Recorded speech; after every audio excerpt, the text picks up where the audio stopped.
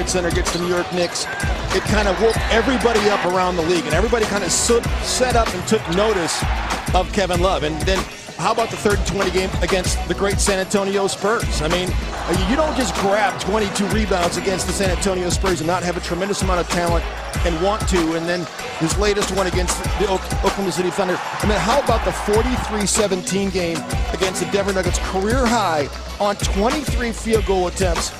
Simply amazing. He's a deserving member of this all-star crew, and we couldn't be happier for the young player out of UCLA. I'll second that as well. Kevin Love, the 5th All-Star in Timberwolves history.